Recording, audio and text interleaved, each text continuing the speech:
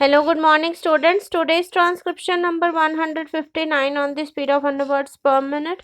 Start.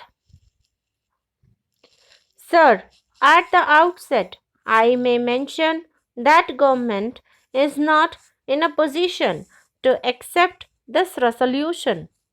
I cannot also subscribe to the assumption which is contained in this resolution. The assumption is that there is shortage of agricultural labor in the country.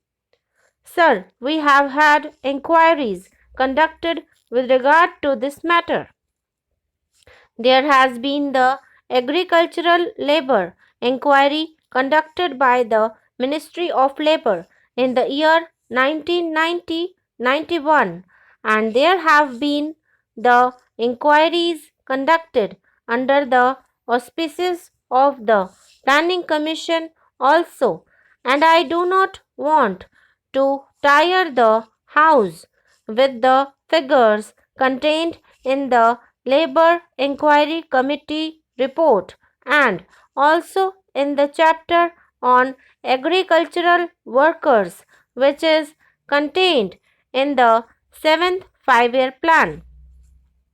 Suffice it to say that the conclusion arrived at by the Planning Commission is that about 30% of rural families are agricultural laborers, and according to the Planning Commission, this vast number presents a very serious problem.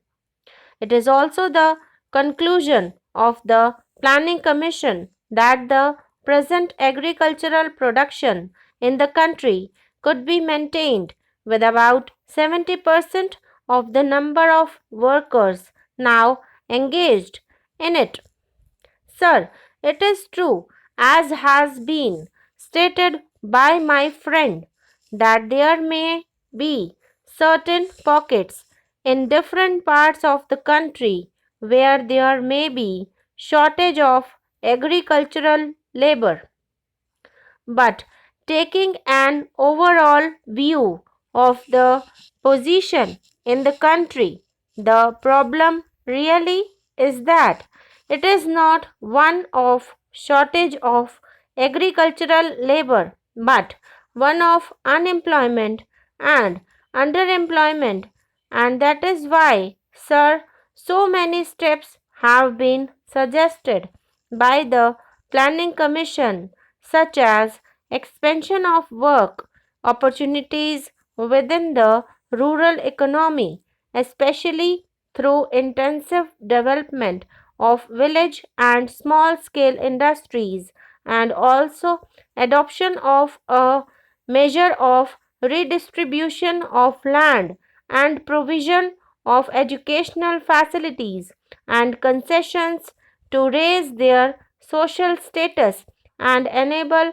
agricultural labor to develop greater confidence, initiative, and ability to avail themselves of all economic opportunities.